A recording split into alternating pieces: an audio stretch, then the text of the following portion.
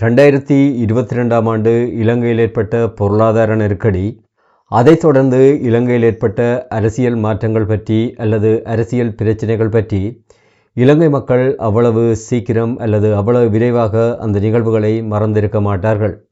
தற்பொழுதுதான் அந்த பிரச்சனைகளிலிருந்து இலங்கை மக்கள் ஓரளவுக்கு மீண்டு வருகின்ற இன்றைய இந்த காலகட்டத்தில் 2022ஆம் ஆண்டு ஏற்பட்ட ஆபத்தினை விட மிக பயங்கரமான ஒரு ஆபத்தினை இலங்கை மக்கள் சந்திக்கப் போகின்றார்கள் என்று கூறப்படுகின்றது. இந்த தகவலை இலங்கை அரசாங்கமோ அல்லது இலங்கையினுடைய பொருளாதாரத்தை கண்காணிக்கின்ற மத்திய வங்கியோ கூறவில்லை. மாறாக உலகளாவிய ரீதியில் பல்வேறுபட்ட சமூக பொருளாதார ஆய்வுகளை வெளியிடுகின்ற Kiel Institute for the World Economy என்ற நிறுவனம் அண்மையில் வெளியிட்ட அறிக்கையில் இலங்கைக்கு ஏற்பட போகின்ற பிரச்சினை பற்றி மிக தெளிவாக கூறியிருக்கின்றது. நீங்கள் இலங்கையில் வசிக்கின்ற ஒரு நபராக இருந்தால் இந்த காணொளியை ஸ்கிப் பண்ணாமல் முழுமையாக பாருங்கள். ஏனென்று சொன்னால் இலங்கையில் ஏற்பட போகின்ற பொருளாதார ஆபத்து தொடர்பாக ஒரு முன்னெச்சரிக்கையாக இருப்பதற்கு இந்த காணொளி சிலவேளை உங்களுக்கு உதவி செய்யலாம். வாருங்கள் வீடியோக்குள்ளே போவோம். கடந்த பிப்ரவரி மாதம் 28ஆம் தேதி வளைகுடாவில் ஏற்பட்ட போர் பதட்டத்தினை தொடர்ந்து மிக முக்கியமான போக்குவரத்து பாதையாக இருக்கின்ற ஹோர்மோஸ் ஸ்ட்ரெய்ட் என்று சொல்லப்படுகின்ற ஹோர்மோஸ் நீரிணை போக்குவரத்துக்காக தற்பொழுது மட்டுப்படுத்தப்பட்ட அளவில் பயன்படுத்தப்பட்டு வருகின்றது. இந்த நீரிணை மூடப்பட்டதால் அதிகளவில் பாதிக்கப்படுகின்ற முக்கியமான நாடுகளில் இலங்கை முதலாவதாக இருக்கின்றது என்று கீலினுடைய அறிக்கை கூறுகின்றது. உண்மை காலமாக அதிலும் குறிப்பாக வளைகுடாவில் போர் பதட்டம் ஏற்பட்டதற்கு பிற்பாடு நீங்கள் சமூக வலைத்தளங்களை திறந்தால் என்ன, அல்லது தொலைக்காட்சி பட்டிகளை திறந்தால் என்ன, அல்லது நியூஸ் இணையதளங்களை நீங்கள் பார்க்கின்ற பொழுது ஹார்மோஸ் நீரிணை பற்றி அதிகளவில் செய்திகள் வந்து கொண்டிருக்கின்றது. இந்த ஹார்மோஸ் நீரிணை எங்கே இருக்கிறது என்று சொல்லி பார்த்தால் இது ஓமான் வளைகுடாவுக்கும் பாரசீக வளைகுடாவுக்கும் இடையில் காணப்படுகின்ற வெறும் 39 கிலோமீட்டரே அகலமுடைய ஒரு நீரிணையாகும். இது எப்படி இருக்கும் என்று சொன்னால் இலங்கையையும் இந்தியாவையும் எவ்வாறு பாக்கு நீரிணை பிரிக்கின்றதோ அதுபோல ஓமான் வளைகுடாவையும் பாரசீக வளைகுடாவையும் பிரிக்கின்ற ஒரு பகுதியாகத்தான் இந்த ஹார்மோஸ் நீரிணை பகுதி காணப்படுகின்றது. இதை பற்றித்தான் இன்று சர்வதேச ஊடகங்களிலிருந்து உள்ளூர் ஊடகங்கள் வரை தங்களுடைய செய்திகளில் பிரஸ்தாபித்து கொண்டிருக்கின்றன. இந்த சிறிய பாதையினூடாகத்தான் உலகத்தில் உற்பத்தி செய்யப்படுகின்ற திரவ எரிவாயுவில் அண்ணளவாக 1/5 பகுதி ஏற்றுமதி செய்யப்படுகின்றது. சுருக்கமாக சொல்ல வேண்டுமென்றால் உலக பொருளாதாரத்தின் மெயின் சுவிட்ச் அப்படி என்று இதனை சொல்லிக்கொள்ள முடியும். இந்த சுவிட்சை ஓஃப் பண்ணிவிட்டால் உலகமே ஸ்தம்பித்துவிடும். இந்த ஜலசந்தியினூடாக இடம்பெறுகின்ற போக்குவரத்தினை தற்பொழுது ஈரான் அரசாங்கம் மட்டுப்படுத்தி இருக்கின்றது. தனது நட்பு நாடுகளுக்கு மட்டும் ஈரான் இந்த போக்குவரத்து பாதையினை பாவிப்பதற்கு அனுமதியினை வழங்கியிருக்கின்றது. தனது எதிரி நாடுகளுக்கோ அல்லது எதிரி நாடுகளினுடைய நட்பு நாடுகளுக்கோ இந்த பாதையினை ஈரான் முழுமையாக மூடியிருக்கின்றது. இதுதான் தற்பொழுது பெரிய பிரச்சனையாக மாறியிருக்கின்றது. ஹார்மோஸ் நீரிணை மட்டுப்படுத்தப்பட்ட அளவில் போக்குவரத்துக்கு பயன்படுத்தப்படுவதால் இலங்கை மும்முனையில் தாக்குதலை எதிர்கொள்ள வேண்டிய நிலைக்கு தற்பொழுது தள்ளப்பட்டிருக்கின்றது. அவை பற்றி ஒவ்வொன்றாக பார்ப்போம். முதலாவதாக இலங்கைக்கு ஏற்படுகின்ற பிரச்சனை எரிபொருள் பிரச்சனை. இலங்கையை பொறுத்தவரையில் இலங்கை எரிபொருளுக்காக 100% மத்திய கிழக்கு நாடுகளிலும் வேறு நாடுகளிலும் தங்கியிருக்கின்றது.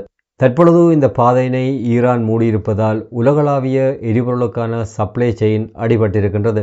இதனால் இலங்கைக்கும் எரிபொருள் தட்டுப்பாடு ஏற்பட்டிருக்கின்றது. வளைகுடா பிரச்சினை ஆரம்பித்ததற்கு பிற்பாடு மட்டும் இலங்கையில் எரிபொருட்களுடைய விலைகள் 8% அதிகமாக அதிகரிக்கப்பட்டிருக்கின்றது. இதனை விட எரிபொருளை சிக்கனமாக பயன்படுத்துவதற்கு ஏற்றவாறு QR சிஸ்டம் இலங்கையில் அறிமுகப்படுத்தப்பட்டிருக்கின்றது. 2022ஆம் ஆண்டு இலங்கையில் பொருளாதார நெருக்கடி ஏற்பட்ட பொழுதும் இவ்வாறான QR முறை இலங்கையில் அறிமுகப்படுத்தப்பட்டது. அந்த அனுபவத்தினை கொண்டுதான் தற்பொழுது இலங்கை இந்த நடைமுறையினை அமுல்படுத்தி வருகின்றது. எரிபொருள் பிரச்சனை என்பது தனித்து இலங்கைக்கு மட்டும் உரிய பிரச்சனை அல்ல, அது இன்று உலகளாவிய ஒரு பிரச்சனையாக மாறியிருக்கின்றது. இரண்டாவது பிரச்சனை என்னென்று சொல்லி பார்த்தால் பொதுவாக அனைவரும் கவனிக்க தவறின ஒரு முக்கியமான விஷயத்தினை கீல் இன்ஸ்டிடியூட் தன்னுடைய அந்த அறிக்கையில் சுட்டிக்காட்டியிருக்கின்றது. அதாவது ஹார்மோஸ் நீரிணை பூட்டப்பட்டதை தொடர்ந்து உலக நாடுகள் எரிபொருளுக்காக கவலைப்பட்டு கொண்டிருக்கின்ற இதேவேளை ஆனால் இலங்கையை பொறுத்தவரையில் எரிபொருளுக்கு மட்டும் இது பிரச்சனையாக இருக்கவில்லை. இலங்கையினுடைய உணவு பாதுகாப்பே தற்பொழுது பிரச்சனையாகி இருக்கின்றது. ஏனென்று சொல்லி பார்த்தால் உலகளாவிய ரீதியில் ஏற்றுமதி செய்யப்படுகின்ற நைட்ரஜன் உரங்களில் 1/3 பங்கு நைட்ரஜன் உரங்கள் இந்த கடல் மார்க்கமாகத்தான் ஏற்றுமதி செய்யப்படுகின்றது. இப்பொழுது மார்ச் மாதம். பொதுவாக இந்த காலப்பகுதியில் விவசாயிகள் நடுகை செய்கின்ற முக்கியமான காலம் இந்த காலம்தான். இந்த நேரத்தில் உரக்கப்பல் இலங்கைக்கு வர முடியாவிட்டால் இலங்கையினுடைய உணவு உற்பத்தியில் பாரிய ஒரு வீழ்ச்சி ஏற்பட போகின்றது. இது இலங்கையை பொறுத்தவரையில் இது எண்ணெய் பிரச்சனை மட்டுமல்ல, இது பசியோடு தொடர்புடைய ஒரு பிரச்சனையாகவும் மாறியிருக்கின்றது. 2025ஆம் ஆண்டு நவம்பர் மாதம் இடம்பெற்ற டிஃபா புயலால் 85,000க்கு மேற்பட்ட ஹெக்டேர் இலங்கையில் பாதிப்படைந்திருக்கின்றது. இதனால் கிட்டத்தட்ட 10% விவசாய உற்பத்திகள் வீழ்ச்சியடைந்திருக்கின்றது என்று புள்ளி விவரங்கள் கூறுகின்றன. இதே நேரம் தற்பொழுது ஏற்பட்டிருக்கின்ற எரிபொருள் நெருக்கடியால் மகா சீசனுக்கான அறுவடைகளை செய்வதிலும் ஜால சீசனுக்காக நிலங்களை உழுவதற்கும் எரிபொருட்கள் பற்றாக்குறையாக இருக்கின்றது.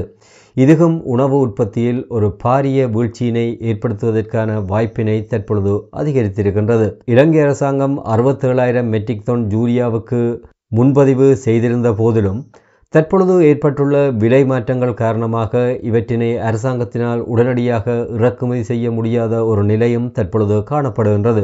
இந்த விலை பிரச்சினை காரணமாக 50% மேற்பட்ட ஓர்டர்கள் ரத்து செய்யப்பட்டதாகவும் சொல்லப்படுகின்றது.